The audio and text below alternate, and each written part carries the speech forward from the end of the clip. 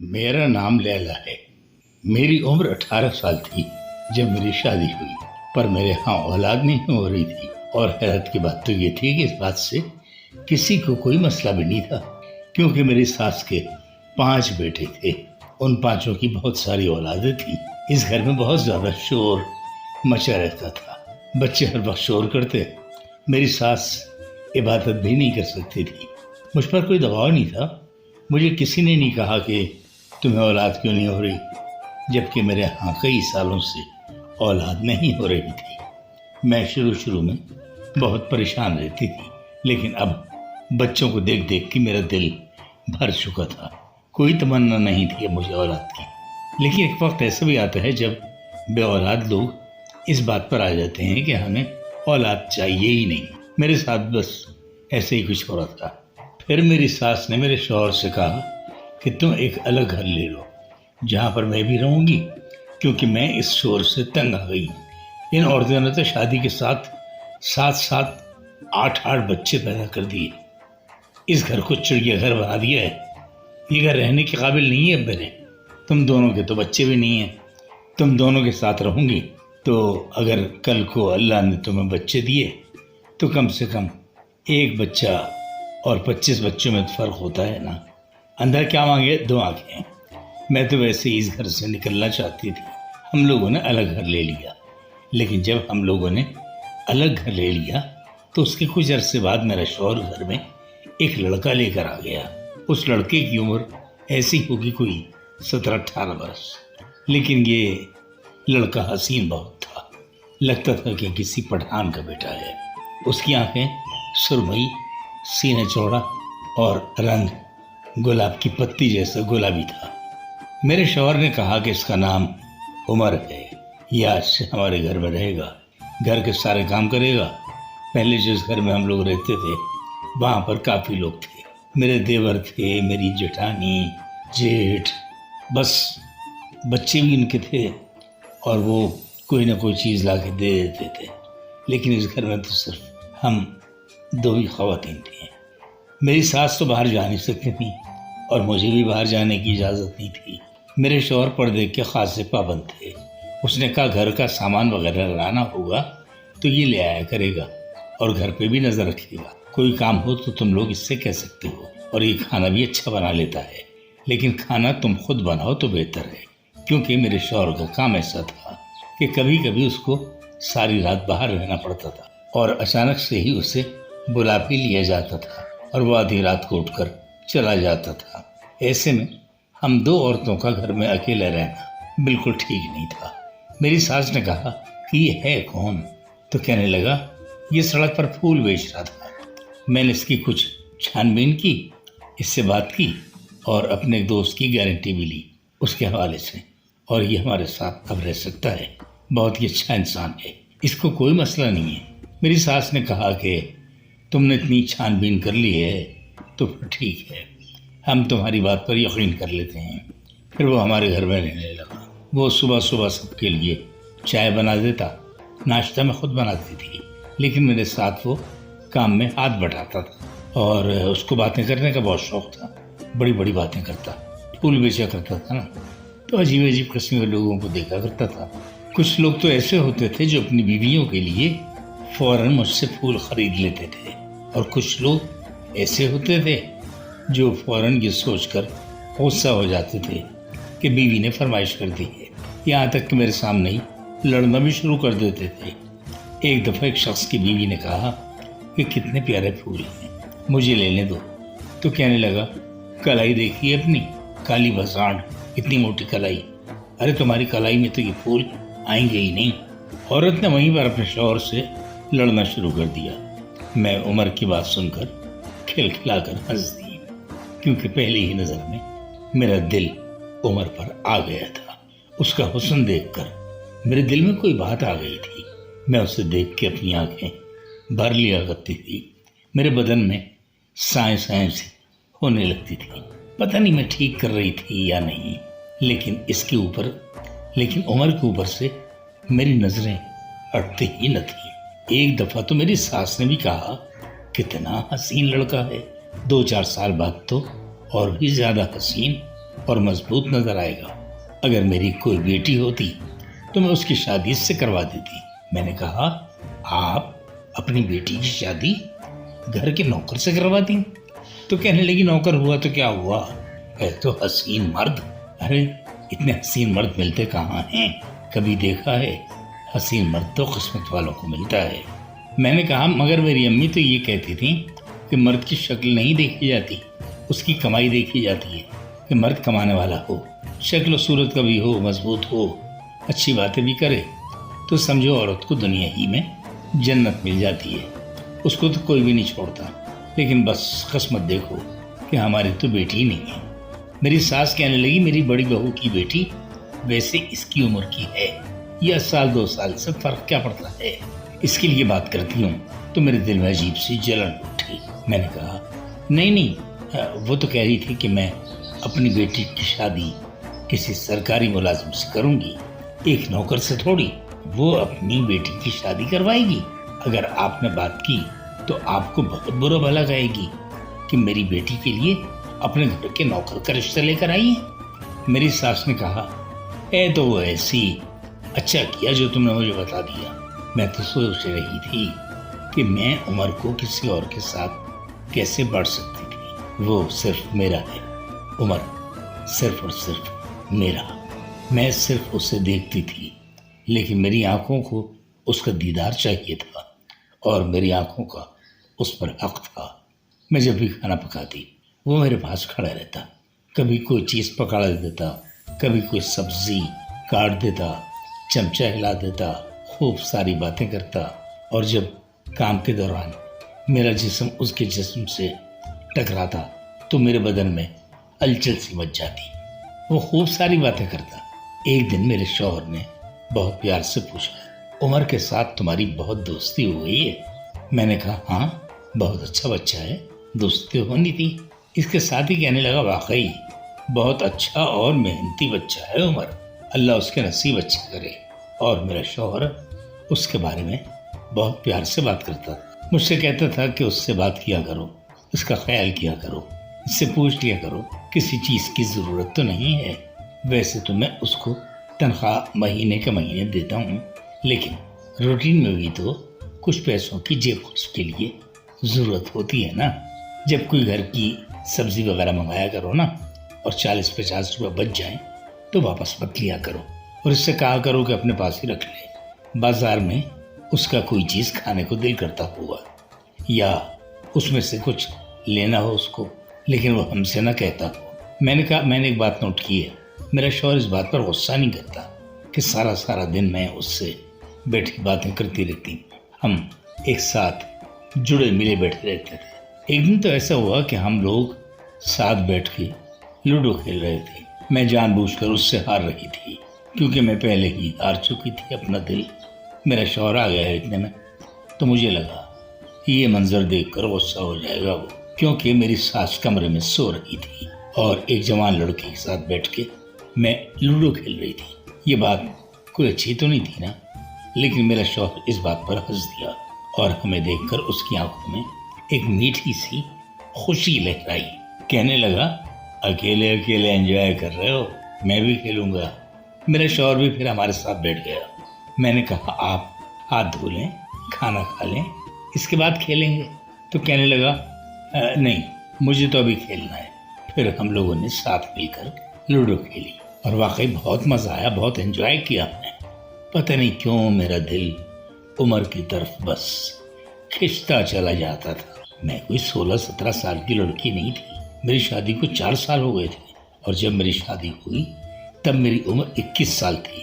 یوں تو 25 سال بھی کوئی عمر نہیں ہوتی، لیکن لوگ 25 سال کی لڑکی کو بھی آج کل یہی کہتے ہیں یہ تو بڑی ہو رہی ہے. ابھی 4 سال شادی کے گزار چکی تھی میں. میرا شوہر دیکھنے میں بالکل عام شکل و صورت کا تھا. میری ساس کے کسی بھی بچے کو اللہ نے حسن سے نہیں نوازا، سب ایسے ہی تھے ٹیڑھی میڑھی شکلوں کے. لیکن بیویاں ان سب کی میری ساس بہت ہی تلاش کر کے لائی تھی. میری جٹھانی نندیں یہ سب بہت زیادہ پیاری تھیں. 5-5 6-6 بچے پیدا کرنے کے بعد بھی اپنے شوہر سے تو بہتر ہی لگتی تھی وہ. اور میں نے تو کوئی بچہ بھی نہیں پیدا کیا تھا، اس لیے میں ان سے زیادہ جوان اور حسین لگتی تھی۔ میرا جسم بھی خراب نہیں ہوا تھا، میرے اوپر چربی بھی نہیں چڑھ گئی تھی، کیونکہ اولاد پیدا کرنا کوئی آسان کام تو نہیں ہوتا، عورت کا جسم پہلے جیسا نہیں رہتا، یہ تو سب کو پتا ہے۔ وہ ساری عورتیں مجھ سے بہت جلتی تھیں، اور اب تو میں الگ گھر والی ہو گئی تھی، اور وہ ایک دوسرے کے ساتھ رہ رہی تھی اور ایک دوسرے کا سر کھا رہی تھی۔ میری عمر کے ساتھ بہت زیادہ دوستی ہو گئی، اب تو اس سے بات کیے بغیر دن ہی نہیں گزرتا تھا، یہاں تک کہ میری ساس نے بھی یہ بات محسوس کر لی۔ کہنے لگی تم عمر کے پاس بیٹھی تھی تو تم نے سر سے دوپٹہ کیوں ہٹایا ہوا تھا، اور تمہارے سینے کے ابھار بھی صاف نظر آ رہے تھے، سینے پر بھی دوپٹہ نہیں تھا۔ میں نے کہا ارے اماں بچہ ہے وہ تو، اور سر سے دوپٹہ ہٹ گیا تو کیا ہوا، اور حسینہ اس پر سے تو دوپٹہ ڈھلک ڈھلک ہی جاتا ہے۔ میری ساس غصے ہوئی اور کہنے لگی دیکھو عمر بچہ نہیں ہے، وہ ایک مکمل مرد ہے، غیر مرد۔ تم سے عمر میں 10 سال چھوٹا ہے تو کیا ہوا، 10 سال کوئی فرق ہوتا ہے؟ جب میری شادی ہوئی تو میرا شوہر بھی مجھ سے بڑا تھا، اور یہ تمہارا اپنا شوہر بھی تو تم سے 10 سال بڑا ہے۔ آج کل کم عمر لڑکوں کے ساتھ بڑی عمر کی عورتیں بھی شادیاں کر رہی ہیں، 10 سے 15 سال کا فرق بھی بھلا کوئی فرق ہوتا ہے؟ عمر تو پورے کا پورا مرد ہے، کوئی بچہ نہیں ہے وہ۔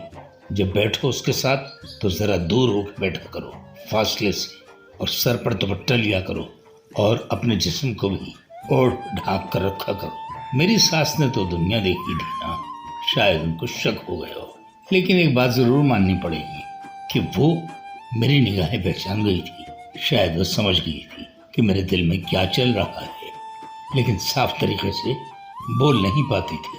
میں بھی محتاط ہو گئی اور عمر سے کچھ دور رہنے لگی، لیکن ایک دن عمر خود میرے پاس آ کر بولا کہ آپ مجھ سے ناراض ہیں کیا، مجھ سے کوئی غلطی ہوئی ہے، آپ مجھ سے دور کیوں رہتی ہو؟ مجھے آپ سے بات کرنا اچھا لگتا ہے، آج کل آپ ہر وقت سوتی رہتی ہیں، کچن میں بھی تب آتی ہیں جب میں کہیں باہر گیا ہوں، کیا ہو گیا آپ کو؟ اس نے اتنے پیار سے پوچھا کہ میں فوراً کہہ بیٹھی مجھے کچھ نہیں ہوا عمر، بس کچھ مصروف تھی، میں تمہارے ساتھ باتیں بھی کیا کروں گی، ہم ساتھ مل کر کھانا بھی بنائیں گے، تم فکر مت کرو، پریشان مت ہو۔ اس نے مجھے گلاب کا ایک پھول دیا اور کہا میں یہ آپ کے لیے لایا ہوں۔ شاید اس معصوم کو نہیں پتا تھا کہ گلاب کا پھول محبت کی نشانی ہوتی ہے، اور عورتوں کو تو پھول کس قدر پسند ہوتے ہیں۔ یہ مطلب نہیں ہے کہ ان کو پھول اچھے لگتے ہیں، پھول پسند ہونے کا مطلب یہ ہے کہ کوئی ان کے لیے پھول لے کر آئے، ان کا کوئی اپنا، ان کا شوہر یا وہ شخص جس سے وہ محبت کرتی ہیں۔ اس طرح سے پھول وصول کرنا ہر عورت کا خواب ہوتا ہے۔ میرے شوہر نے تو آج تک گلاب کا پھول کیا گوبھی کا پھول بھی نہیں دیا کہ اس کو پکا لینا۔ میں نے عمر کے ہاتھ سے گلاب کا پھول لیا تو میری انگلیاں اس کی انگلیوں سے مس ہوئی تو میرے جسم میں کرنٹ سا دوڑ گیا۔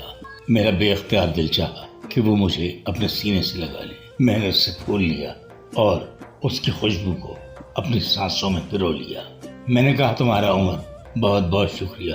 کہنے لگا میں سبزی لینے گیا تھا، وہاں پر مجھے یہ پھول نظر آیا، مجھے ایسا لگا کہ یہ تو بس مجھے آپ ہی کے لیے لینا چاہیے، اسی لیے میں لے کر آ گیا۔ میں نے کہا تمہیں صفائی دینے کی ضرورت نہیں ہے، یہ دنیا کا سب سے اچھا تحفہ ہے، مجھے بہت زیادہ خوشی ہوئی، تمہارا بہت شکریہ عمر۔ اب میرے دل میں یہ بات لگی تھی، میں سوچنے لگی تھی میں کتنی خوبصورت ہوں، حسین ہوں، اور میری شادی کس سے ہوئی؟ کیسے شخص سے جو میرے ساتھ کھڑا میرا باپ لگتا ہے، اس کی شخصیت ہے نہ شکل نہ صورت نہ نین نہ نقش، امیر بھی نہیں ہے اور مجھ سے پیار بھی نہیں کرتا، مجھ پر توجہ بھی نہیں دیتا، میرا احساس بھی نہیں کرتا، میرے لیے کبھی کوئی تحفہ لے کے نہیں آیا آج تک۔ ایسے شخص کے ساتھ زندگی گزار رہی ہوں میں، اور پھر وہ مجھے اولاد دینے کے لائق بھی تو نہیں، کیونکہ اولاد مرد کے نصیب سے ہوتی ہے، عورت کے نصیب سے نہیں۔ میرے نصیب سے اسے دولت مل رہی تھی پر وہ کسی اور پہ خرچ کرتا تھا۔ میں نے سوچ لیا تھا کہ میں بری ہوں تو اب برا بن کے دکھاؤں گی، اگر مجھے برا بننے میں سکون ملے گا تو میں بری بن جاؤں گی۔ اچھا بن کے کیا حاصل ہو زندگی میں اب تک؟ ویسے بھی اس گھر میں اکیلی تھی۔ میری ساس نے کہا کہ وہ 2-3 دن اپنے گھر میں جا کے رہے گی، پتہ نہیں وہاں کے لوگ کہیں گے کہ ہمیں بھول ہی گئے ہیں، میری غیر موجودگی میں وہاں پر کیا ہو رہا ہوگا۔ سارا نظام درہم برہم کر کے بیٹھی ہوں گی، سب نے اپنے اپنے چولہے نہ الگ کر لیے ہوں کہیں، اسی لیے میری ساس وہاں چلی گئی۔ اور میرے شوہر نے بھی کہا کہ وہ رات کو گھر نہیں آئے گا، بہت ضروری کام ہے۔ گھر میں اب میں اور رہ گئے عمر اکیلے تنہا۔ جب سب چلے گئے، شام ہوئی، پھر رات آئی، میں اپنے بستر پہ لیٹی، کروٹیں بدلتی رہی، کسی پل چین نہیں آتا تھا۔ پھر پتہ نہیں کیا ہوا مجھے، میں اٹھی اور میرے قدم عمر کے کمرے کی طرف بے اختیار جا رہے تھے۔ رات کا وقت تھا، یہی کوئی 2 بجے ہوئے۔ کہتے ہیں جب مرد عورت اکیلے ہوں تو ان میں تیسرا شیطان ہوتا ہے، اور یقیناً شیطان ہمارے ساتھ ہی تھا، کیونکہ میرے دماغ سے ہر ملال نکل چکا تھا۔ میں نے آنکھیں بند کر لی تھی اپنی، اور یہ بھول چکی تھی کہ میرے قدم کن راستوں پہ جا رہے ہیں۔ جو ہم کسی کے بارے میں سنتے ہیں نا کہ کسی شخص نے یہ گناہ کر دیا، تو ہم سوچتے ہیں اس نے یہ سب کیسے کر دیا، وہ کیا سوچ رہا ہوگا، اسے یہ سب کرنے کی کیا ضرورت تھی، کیا اس کو یہ نہیں پتا تھا کہ یہ غلط ہے۔ لیکن اب جب کہ میں خود ایک گناہ کرنے کی طرف جا رہی تھی تو مجھے اندازہ ہو رہا تھا کہ گناہ کرنے والا کچھ نہیں سوچتا، اس کے دل میں کچھ بھی نہیں ہوتا، اس کے دماغ میں صرف یہی ہوتا کہ میں نے یہ کرنا ہے، اس کے علاوہ کچھ بھی نہیں سوچتا۔ اسے یہ تک پتہ نہیں ہوتا کہ وہ جو کچھ کر رہا ہے وہ غلط ہے۔ مجھے بھی پتہ نہیں تھا، جیسے سارے ڈر، خوف اور ملال نکل چکے ہوں دل سے میرے۔ مجھے میرے شوہر سے بے وفائی کرنا بالکل ٹھیک لگ رہا تھا کہ وہ تھا ہی اسی قابل کہ اس کے ساتھ یہی کیا جائے، کیونکہ آج تک اس نے میرے لیے کیا ہی کچھ نہیں۔ میں عمر کے کمرے کے نزدیک پہنچ چکی تھی۔ میں نے دیکھا وہ سو رہا تھا۔ میں نے لائٹ آن کی تو اس کا چہرہ چاند کی طرح چمک اٹھا۔ شاید وہ تھک کے سویا تھا، اس لیے اس کو کچھ پتہ ہی نہیں لگا۔ میں اس کو دیکھتی رہی، اور ایک پل بھی میرے دماغ میں یہ نہیں آیا کہ تم غلط کرنے جا رہی ہو۔ میں اس کے نزدیک بیٹھ گئی، اس کے چہرے پہ ہاتھ پھیرنے لگی، اس کے بالوں میں کنگھیاں کرنے لگی، اس کے بدن کو میں اپنے ہاتھوں سے محسوس کرنے لگی۔ میری عجیب کیفیت ہو گئی، میں بالکل بے جان سی ہو گئی، اور میں نے اپنا سر عمر کے سینے پر رکھ دیا۔ میں اس کے برابر لیٹ گئی۔ اتنے میں اچانک ایک آہٹ ہوئی، میں ڈر گئی۔ عمر کی بھی آنکھ کھل گئی، وہ مجھے دیکھ کے حیران ہوا، کہنے لگا کیا ہو گیا؟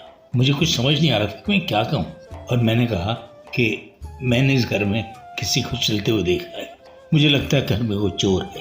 وہ چونک گیا اور کہنے لگا آپ یہیں بیٹھی رہیں، میں دیکھ کے آتا ہوں۔ میں نے کہا نہیں، مجھے بہت ڈر لگ رہا ہے، بہت ڈر لگ رہا ہے عمر مجھے۔